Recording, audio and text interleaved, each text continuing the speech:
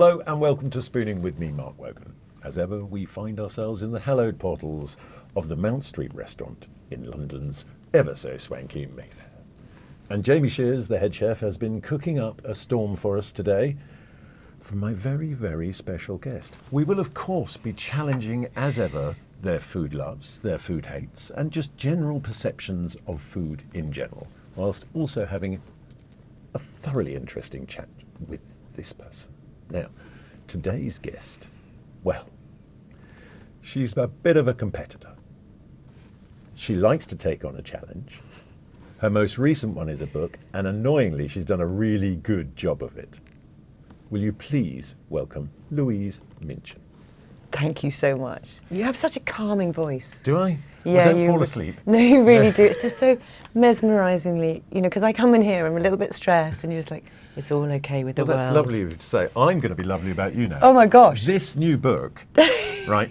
Because we get a lot of people who might be known for something else. Right, who then okay. write a book. Are you talking about celebrities who write books? Well, yes. Yes, there's a few. And this is really good. Like, I ploughed through it in 2 days because you write so well. Thank like you. ridiculously. Like, I'm reading it going, God, she's really good at this. How long did it take you to write this book? Because it is a perfectly crafted crime thriller. Well, thank you first of all, because I loved writing it. It's so exciting talking to people who've read it, because there's so many things that I can't mention on this podcast that you and I have talked about before we've come on this podcast. Because that would ruin it. That would for the ruin reader. it. Would ruin it. So we hopefully won't ruin it. How long did it take? So the idea came to me. So Lauren, who's my main character, who's an investigative journalist, who's about 35, and she's a really brilliant journalist. She's a little bit you, maybe, just a little bit. I mean, you. I'd love to be There's Lauren. an element of you. There's definitely. Well, there's your knowledge of Yeah. being a journalist Yeah. in that character. Yeah, she's definitely, there's a bit of me, and I'd love to be her, because she's a really more intrepid journalist than possibly I was in my career. So she goes undercover and gets, changes laws by the kind of investigations. Anyway, long story short, Lauren, and I used to talk to authors and couldn't believe this was true, was living in my head for 12 years. Really? Yeah, I wanted to write a book. I wanted to write a thriller with her at the centre of it. And she's based on, her name comes from my makeup artist on BBC Breakfast. Does she know? Will she be requiring royalties? Well, I phoned her up the other day and said, I was always going to write a book about you. She said, "And you never told me." So she now knows that she is now in a book. Anyway, long story short, so Lauren had been living in my head. I went on I'm a Celebrity. And before I went on, I was going to put her in a newsroom and get her to do some really gritty undercover investigations and risk her life. And then it was in the castle in Wales. You might have watched it. Some people listening. Now listen? You left the sofa, I left the the famous sofa. red sofa, Yes. and then put yourself at great discomfort in a castle in Wales with a load of ne'er-do-wells on some programme. I think it's called I'm a Celebrity, Get Me Out of Here. Yes. Was that in any way an inspiration for this? Exactly. So I was on I'm a Celebrity, and I went on the show not because I considered myself to be a celebrity, just because I love that show, right? I wanted to be inside the show, see how it was made. Went there, in the castle in Wales. There was a massive storm. We all got evacuated from the castle. The programme was very dramatically taken off air. I think we made the 10 o'clock news. Yeah, but it was. I mean, it wasn't on air for a couple of days. Yeah, I think it was. Well, I don't even know. Literally, you blew away. We blew away, and I don't even know, because they removed all our watches, 2 weeks before we went. Well, the 2 weeks I'd been in, and I had no way of telling the time, the day, anything. We're sent away, and as I was driving away from the castle and sort of seeing this storm damage and this rain lashing, I just thought, I know where Lauren needs to go. She needs to go to a reality TV show that goes very wrong. But, I mean, you do sort of ramp it up a little just beyond a where little. I'm a Celebrity would go. I mean, what the characters go through in this is... Oh my gosh. But it's extraordinary, but because of the way you write it, it's believable. You're not there going, that's just ridiculous. That would never happen. You're going, oh my God, I can't believe this is happening. And this character's doing that. It is, as they say, a proper page turner. Good. I wanted it to be within the realms of possibility. So, we were genuinely evacuated from that castle in a big storm. Obviously, it had to be different from the shows I've been on. So I went for Scotland, Northwest Coast, because you can imagine that if there was a show being filmed like that on a remote island, and production are very conveniently on the mainland, so when the storm comes, and I'm not ruining it, the celebrities are completely cut off. But I wanted to be credible. They could get cut off like that. But wasn't that the case with your year in I'm a Celebrity? It's like the production team aren't just outside the castle. They're quite a way away. Yes, they were. Because of COVID, because it was just post-COVID, it was 2021, and the castle must have been about, I reckon, at least maybe half a mile further away than the production team were. Right. And we had security around the castle, but obviously you can't speak to anybody. A, COVID, B, I'm a Celebrity. You can't, there's no contact. And at that moment when the storm got cut off, we got cut off from them. And it's that theme of isolation that runs throughout the whole book. And the bits I love as well is, which was obviously a big thing for you whilst you were in there, was that whole stuff around food. Oh, yes. And people's kind of mania. Well, if you want to really upset somebody, which you make them hungry. Yeah, and you really get hungry on I'm a Celebrity. And I always, whenever I talk about it, I think people think we're just going to Nando's or other restaurants are available, nicer ones like this one, in the breaks, but we're not.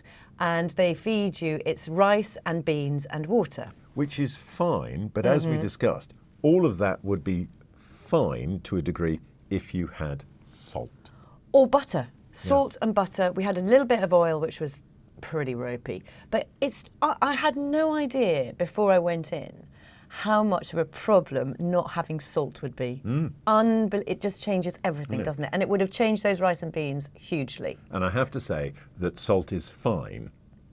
You just, that whole thing of salt is bad for you. Salt is great. You also need salt, I think, don't you? You do need salt. And then they were so tasteless. I don't even know what the beans are. I've tried to find them since, and I can't find them. They start out absolutely tiny. What, just to prove someone else? Well, just how disgusting they are. They start out really, really tiny, and then you have to soak them, and then you have to boil them. Honestly, they make it so difficult. And then there's only, even if you have the rice and beans, if you don't win any challenges or get food, it's 700 calories a day. And that is enough to make you cross, even me. Yeah, no, it's not enough food. It's not enough food. I mean, I've been through a sort of body transformation. Oh, you look amazing, by the way. But that was on 1,500 calories a day. Wow. And you're starving. Yeah. So and the other thing is they're making you do stuff and depriving you of sleep. Yes. The whole time. And being really cold, like my poor celebrities. I just had great fun because I just turned the tables on me effectively by being the capricious producer. I was going to say evil, but that's a bit mean. Now, obviously, something happens on the isolation island. Something does. I mean, it's a thriller. We're not giving too much away. We're not giving too much Someone away. dies. It's okay. Someone dies. But when you were in that castle no in Wales, one died. No, were there certain people you wished would? That's such a good question to which I'm not going to answer. Which means there was, but she's not going to say who it is. No, none of the celebrities in my version of Isolation Island are any way related to anybody I've ever met.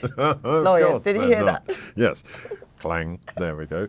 You dropped this thing. One of the things that I loved reading, which it always fascinates me when somebody comes out of that, is the first things that they eat.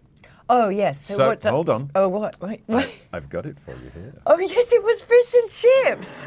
Fish and chips. Oh, my gosh. So that was your It was. And I know exactly where it food. was. Yeah. And even now, that brings back the memories, actually, because smell is so it's so evocative, isn't it? Well, you were sitting there going, I can smell something. What is it? What is it? That's Before we what it started was. filming, and it was that. Okay, so it's fish and chips, and that is exactly what I had when I got eventually voted out, or whatever it is, out of the rejected. Jenny's chips are very good. Oh my gosh, and it did have mushy peas. But when I get, it They're had a quite massive posh mushy peas. Oh, yeah. You know, that sort of Oh my gosh, that's good. Yeah. But I think that is yours to eat. It's delicious. Yeah. And regular listeners and viewers are used to the guest eating.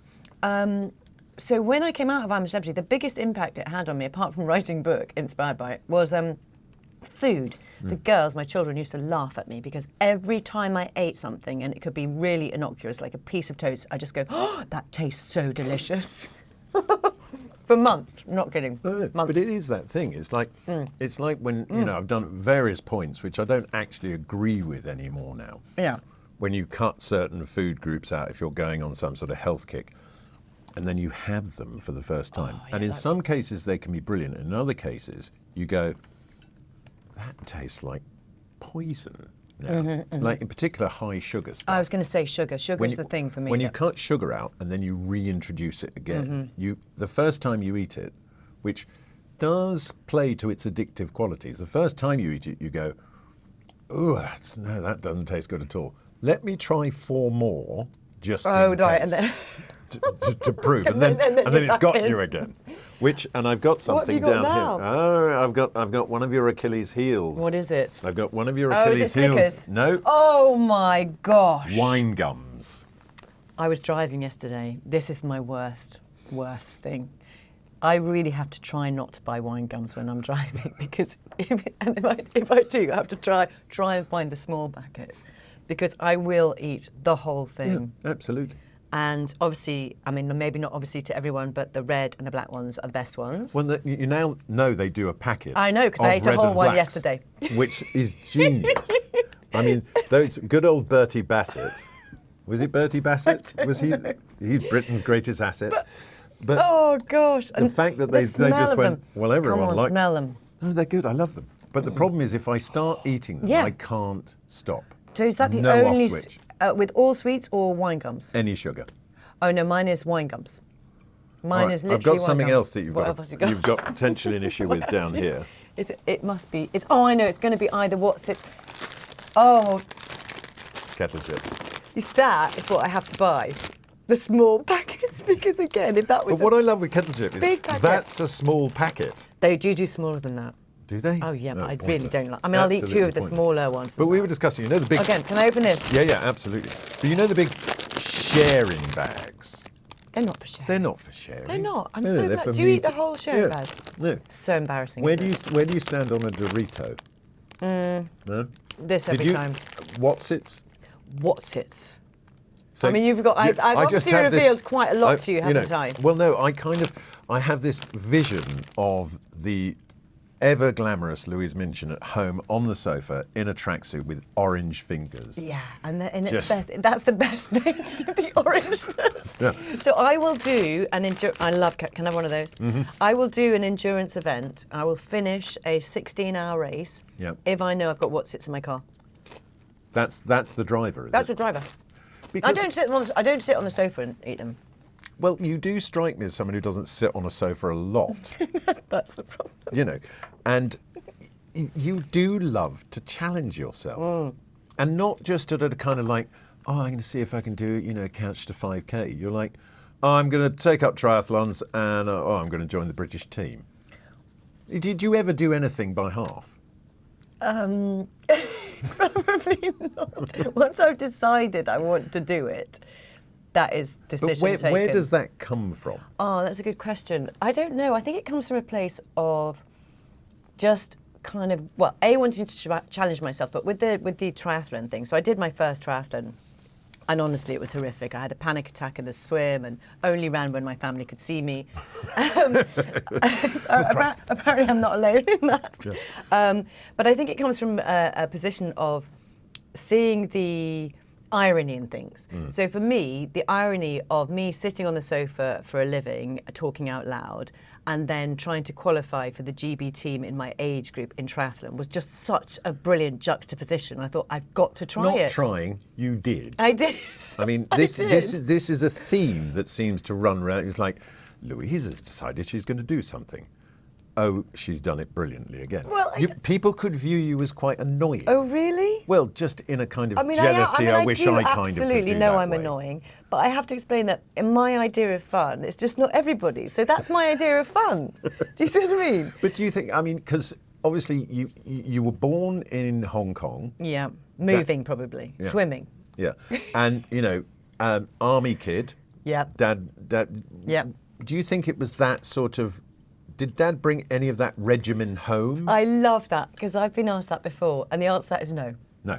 Absolutely not. He's the most kind of laid-back person. He doesn't. We did not have to line our shoes up, but he did bring a real sense of adventure. So like I was born in Hong Kong, moved back here when I was really little, like 4.5. But growing up, we would get in the car and we would get a tent and we would go stay on Dartmoor, like wild camp, in a tent though. And the tent had no, the rain would come in and our sleeping bags were tiny. And that's what he bred in me, a sort of sense of hardship can be fun. Right. Does that make sense to you? Yeah, it does, but a lot of people would disagree with it. Of course, and that's why I say I didn't have a father like that. I know. He was a man. He was a man who enjoyed his comforts and embraced them fully. We would embrace the discomfort. And when it comes to the subject of exercise, his comment was, cheetah, fastest animal in the world, life expectancy 4 years. Right. Giant turtle, 300. Slow down. He would look at us because Right. I like to keep healthy. I like Fit as to a fiddle. He would look at us and go, "What is wrong with you?" Well, I think maybe is it a generational It's thing? definitely a generational thing. I think we've had it drummed into us that unless you look after yourself, you're going to be in trouble. Because the other thing is, not that either of us look at, particularly you. We are both in Sniper's Alley now. Are we? Don't we have to get to 60? Maybe it's 55. Well, no, I certainly think for men it's... For men it definitely is. You're in Sniper's Alley where I know. something could come along and take you out now. Yeah. So you kind of, you get that thing of wanting to fend it off. Whereas my parents' generation, it was just like, well, carry on, do that, do whatever you like, it doesn't matter. Yeah. You'll be fine. I think lots too. What are you worried about? I mean, they're sort of right, aren't they? Yeah. I think two things. So one, let's enjoy the time we've got left, because as Yes. you say, anything could happen tomorrow. And number two, I think a lot about what I do now, and particularly, for example, I do lots of, try and lift weights and stuff, because I'm future-proofing my later life, because I want to be active when I'm in my 80s. I still want to be able to run, maybe not run up a hill, but go up a hill or swim around an island or whatever it is. Stupidly fit. No, you are. I mean, it's that thing where if most people they'll put on some athleisure and go for a little run. I love a bit of athleisure. But you take it to the nth degree. I just like doing it. I like what it gives me. It gives me mental Does strength. anyone else in your family, your immediate family, share this enthusiasm? Not really. Do your husband look at you and go, "Oh God, she's in lycra again. I can't bear it. Is there any danger you could put the bicycle down?" It's been 26 years. Yes, he's used to it. It did, and also I didn't really. When we first got married, I wasn't like that either. It's only been the last 10 or so. But I think what my family know, particularly my husband and daughters know, that if I go and do said run or said bike ride, I am a much easier person to live with. Yes. Otherwise, I'm going, your room, have you tidied it up? What about these plans? All the time. My mind is very busy. Now, going back to your childhood briefly. So, you weren't always that, as you alluded to, that keen on activity. And one of the activities that you used to do... I love all these things that you've got under the table. ...is going on family walks and blackberry picking. Oh, no, you see, I really don't even like looking at them. Now, most people love a bit of blackberry picking, but for you, it's a childhood trauma. It's a sort of idyllic idea, isn't there? That you go into the countryside, you do some foraging, you pick blackberries. It was genuinely like a form of torture. We would have to do it for hours. I can remember my fingers getting all stained and being prickled by that tree. I think Happy to be stained by a Whatsit, but not a blackberry. but not a blackberry. These do look really good, by the way. They're lovely. Ours were always really small. And first of all, they didn't taste very nice. And I think, again, it's for me, it's a continuing theme here, isn't it? It was the having to do one thing for a long time. I mean, if I'd been allowed to run around the field, I'd probably been fine. Well, hold on. Talking of doing things for a long time, you sat on that red sofa for a long time. Those blackberries don't taste like the one I picked. No, those are really nice. They're really posh ones. You're right. I did do that for a long time. Because that was what, 20 years? It was 20 years. I started sort of filling in at the beginning of that, and then 10 years permanently. But 20 years. You started on weekends, didn't you? I started my first day, as it would be, was a Christmas Eve. Wow. Because you nobody pulled the rotten shift. Because of course nobody wants to do Christmas Eve. And who did you present that first one with? I think it was Bill, actually. Because Lovely Bill Turnbull. That was the dynamic for a while. Yeah. And then your next one was Charlie. Yeah. Charlie Stayt. Yep. And then you had And then I went back to Bill. Then you went back to Bill. Yeah. But did you go back to Bill because Charlie's questions were too long? You just never got a word in edgeways, did you? No. I mean, he asks the longest questions in history. And then we were talking about it before. And then sometimes guess what he's asked. No, exactly. But that thing of like, he's sort of almost reaching the end of the question, and then manages to make it another 10, and you're there going, oh God. I'm It's not the a morning. big I haven't got this fan long. of a long question. No. Because it's easy is. to make a mistake in a long question. Yes. Isn't Like, it? forget what the question is because you've taken so long to answer it. Exactly. That was not the reason why, though. So for done. Yeah. And then, obviously you set yourself the task of becoming an international level athlete. Yes. Which you do.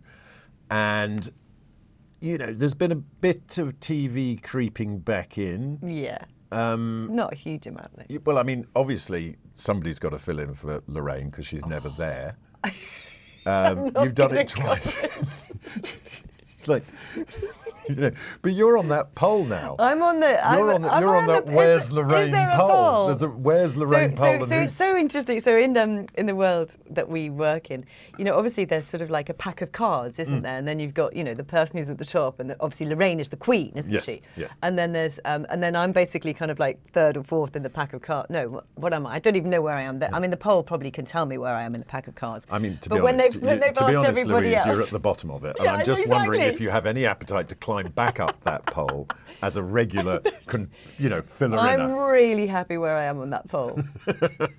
So Just to be clear, everybody. So you don't have a massive appetite for TV? I mean, like if Loose Women came calling? I don't think I'm loose enough.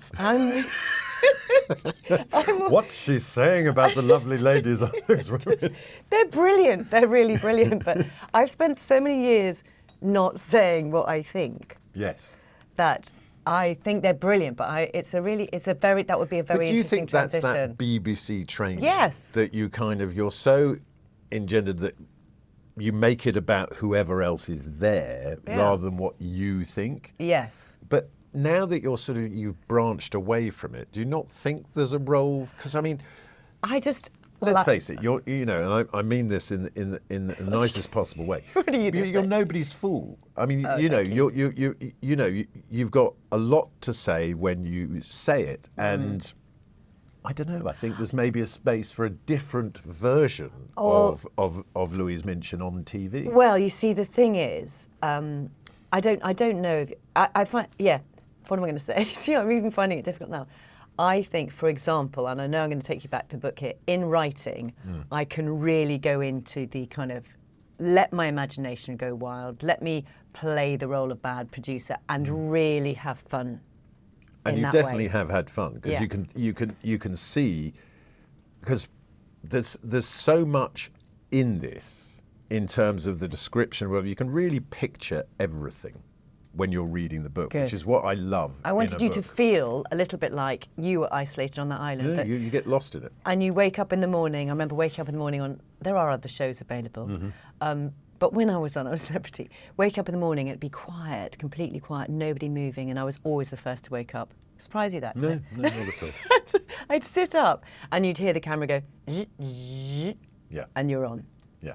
And there's somebody moving. That's what I wanted you to feel, that kind of claustrophobia of being watched all the time and nothing you can say or virtually think is not going to be broadcast. Because there's so much said with the eyes. Oh, yes. As well. And you see that whole interaction with people on those, and you get a real, on those style of shows, and you get a real sense of that in this. But would you do any more reality type stuff, challenges type stuff? Is that appealing to you? It is. Well, because the quite obvious competitor in you, would you like to dance on ice? It's too dangerous. That's too dangerous. You don't strike me as someone who's particularly fearful. I just think, I could, because I want to continue doing it, I don't want to go and break my leg on it. Not that it would happen on Dancing on Ice. I'm sure they take really good care. SAS Who Dares Wins, That does definitely appeal to me. That definitely appeals to me. I mean, you probably do a better job than John Barrowman, who I think I could probably stay one night, couldn't I? Do you think? Yeah, definitely. I could make it through. What did he was 20 minutes? About 20 minutes, yeah. Yeah, I think I can make it through one night. But they're hard, and I know enough about reality TV to know that show is really hard, and you'd have to prepare to. Well, I would have to, because I would just break otherwise. And you don't miss a sofa? I mean, in terms of freedom of speech, you could team up perhaps with Susanna on Good Morning Britain. They seem to say whatever the hell they like. They do. I love Susanna. Lots of us who've left the sofa are really good friends. You then put yourself under an enormous amount of pressure again. Yeah. And did annoyingly well with Celebrity Masterchef. Oh no, that show was fantastic. So I have a strange attitude to, I think, risk and challenge. So if you'd met me before, well, you've known me for many years actually, Masterchef, and I'd cooked for you, you would have probably said, Dave, thanks very much. Because basically husband David did all the cooking in the house. He's a man in hospitality. Yeah, so he really cares about, he would be exactly like this, have the white tablecloth. He's really details man. So I was a really terrible cook before I went on I'm a Celebrity. And my friends, great friends of mine, were just like, why would you do that? And I said, because it looks really fun. Maybe I'll learn about cooking. And it was the most brilliant approach, because I never knew, like most of the things I cooked on MasterChef, I had not actually cooked before. So I didn't know what could go wrong with a souffle. Do you see? So the ignorance was really... You didn't even try it at home. Well, I tried. First. No, I tried. But what happened very quickly, my boss, when I was asked to go on it, he said, look, don't be too good. We can't have, you can't be off breakfast too much. And I just kept getting through, round Once after again, round. Louise succeeds. Because I would just go in there with a kind of devil-may-care attitude. I don't even know what's going to go wrong, so let's give it a go. And I loved it. So maybe the first 2 rounds I practiced, but I was working on breakfast, so in Media City in Salford. The show was being filmed in London, and I was just it was just a car crash of running out of time. I learned how to cook a paella on the train from Manchester to London, and then cooked my first one on the show. What, just watching YouTube videos? Watching YouTube videos. I mean, obviously you're a really good chef. Well, I can throw a little paella stuff together. And one might argue that then you go on TV having watched a YouTube video, just throwing it on a paella, and then get Greg and John telling you how good you are. While the rest of us had to work in a kitchen for 20 years to achieve it. I'm not taking away anything from real chefs. All I'm saying is that I had the most amazing time. It completely changed my attitude to food. Because you got through to the quarterfinals on that, or was it the finals? No, the finals. Yes, you came second, wasn't it? No, it was second me, or third? It was one winner and 2, so there were 3 of us in the final. But one winner. I mean, how annoying is that? I'm so sorry. Well, I mean, because... I just had a really good time. That's what life is about. You're having a good time. Just enjoy yourself by being really good at anything you turn your hand to, including writing a novel. You just gotta... I don't know. Anyway, my favourite thing about that show was we had this thing where you walk in and have you been? You must have been there. Have you been in that kitchen? Never been. Oh, it's so brilliant. It is like it looks on the telly, but obviously it's super intimidating. And you walk in and there's white tablecloths over each of the benches, you'd call them, wouldn't you? And they said, just pick a bench and open it up, and then you're going to have to cook whatever is the choice. And I had to cook a curry, and I'd never cooked a curry from scratch. And honestly, it blew my mind, because I did follow the instructions, which was quite difficult for me, actually. Followed the instructions, and honestly, I had one bite. I had to go and do my interview. I came back, whole lot had gone. Production team ate it. Well, there we go. If ever you needed validation. Because I love, there's a lovely picture, I think it's from the early days of MasterChef. Right. And it's showing the crew. Yes. And they've all got spoons in their back. Oh, yeah, they have spoons in their back. Yeah. Yes, they do. Absolutely true. They do. They're and all I was ready to eat. absolutely gutted, because I came out, I was like, where's... Oh, sorry, Louise, will you eat it? Well, I mean, look, so we've got to that point in proceedings. Have we already got there? Oh my gosh. Where you are going to see, or we're going to see, whether you developed a palate that can tell stuff whilst wearing... I sort of doubt it. I love that it's... Nobody said that it's got smug leopard. blindfold. I got you a leopard print. That's brand new. That's yours to take home. Is it? We don't Oh my gosh, spread that's going to be brilliant. conjunctivitis around or anything like that on this show. Oh my gosh, that's going to be brilliant. And look, it's I love an eyelash friendly. Brilliant. I'm not even wearing long eyelashes. But I wish I'd worn them on. Are you going to put those over your glasses? No, I'm going to take glasses off. That would be a mistake. Are we doing this now? We're going to do it now. So Okay. we've got to that point Okay, thanks so in much. proceedings. Oh, I can tell you that they really do black everything out. That's going to be perfect. You can't see a sleeping. thing. It is a trust exercise now. So Okay. the blindfold is on, and I'm going to slide in the first cloche and reveal. I can't. All I can smell is fish and chips. Right, good. That'll put you off. So I'm going to feed you now. So I need you to I don't know which way you start. open with. wide. Okay. Open wide. Here we go. It's quite a big mouthful. There we go. Now tell me, what flavors, what textures are you getting? How do we feel about what's in our mouth? Do you know what? It's meat, and I think it's my least favourite meat, but it tastes absolutely delicious because I think you put a curry sauce on it or something, and it was very soft. What is it? What's the meat? It's ham, isn't it? No. It's not. Oh my God. Is it chicken? I've no idea then. No. Take the blindfold off. Can I just say I love the smell. So it's got a curry sauce on it. So I did you cod tikka masala because you said you Cod! hated cod with a passion. Wow, extraordinary? I When you never remove would have the said that sight- was a fish, Yeah. but you got me with the sauce. You Didn't see. you?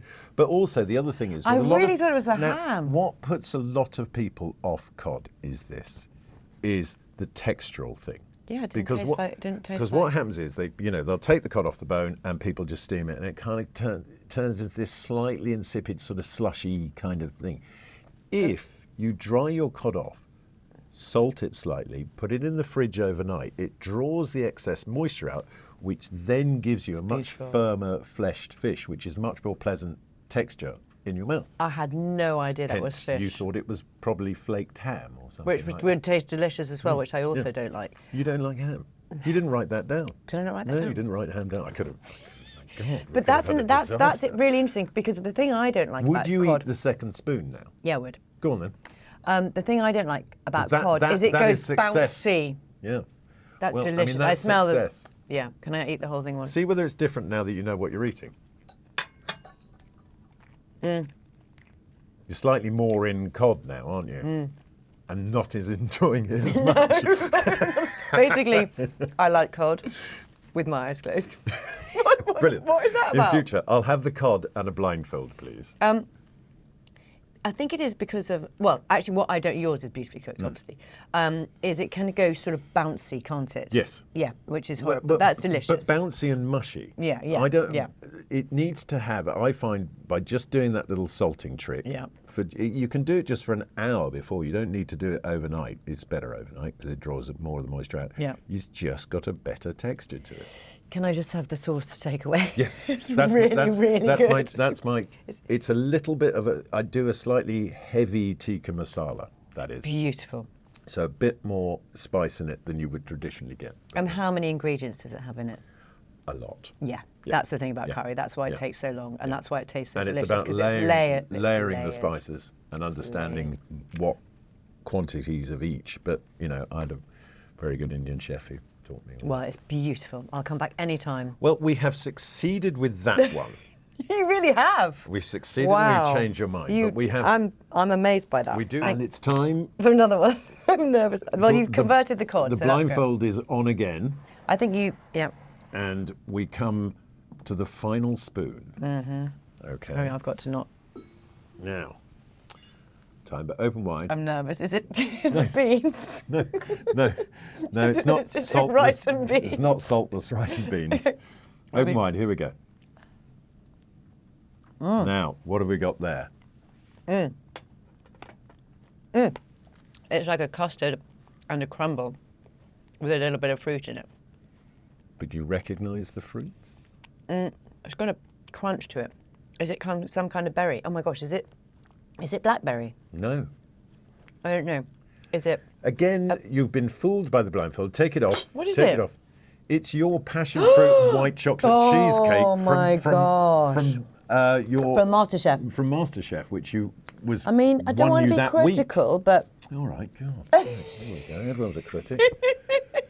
I did present it better than that. Well, yes, you were on Masterchef. All right. It's delicious. Okay. It's absolutely delicious. Can't believe my white chocolate and passion fruit cheesecake is being criticised by Louise Minchin. Because on Masterchef, you'd be thrown out for that. 10-second bloody expert here again. Oh, that's beautiful. That is my idea of heaven. It's got white. Yeah, is that the one made? It's got Yeah, white chocolate. White chocolate. I don't know. I couldn't. Oh, gosh, I it's couldn't good. find your recipe. Couldn't you? I couldn't find your recipe. I searched for it online. Did you know? Oh no, I've probably got it somewhere. Yeah. What did I make the biscuit base So out that's of? ginger. I did ginger nuts in the base of that because I thought that would complement the. It's beautiful, and you've just done the white. appallingly presented. John would look at me and go, "You need to work on your presentation." Mate. It tastes. Well, I can't do that, but that is beautiful. Whereas Greg would just be going, "Delightful." Can I have it's just some got more? sugar in it. Oh my gosh, you're not going to have any, are you? Oh yeah, I am. I'm going to have. It's so good. Your white chocolate is absolutely. Well, scrumptious. It's one of those weird things with white chocolate in a cheesecake. I think slightly less is more. That's really, really good. And then yeah. It's all right. I mean, obviously it could be presented better, but it's all right. It's not all right. It's delicious. Good. That's And what I we can't like believe to I didn't taste passion fruit, which is my favourite fruit. It is your. Well, that's why I did it as I well, know, because you wanged on about how much you love passion fruit, and it turns out you can't identify it being it a blackberry. unless you can see it. But that is the thing with this, and I think it is really important to remember how much we eat with our eyes. It's really strange, isn't it? Yeah, because I mean, I on know both that. spoons there. I know I did. Does nobody else have that? No, everybody does.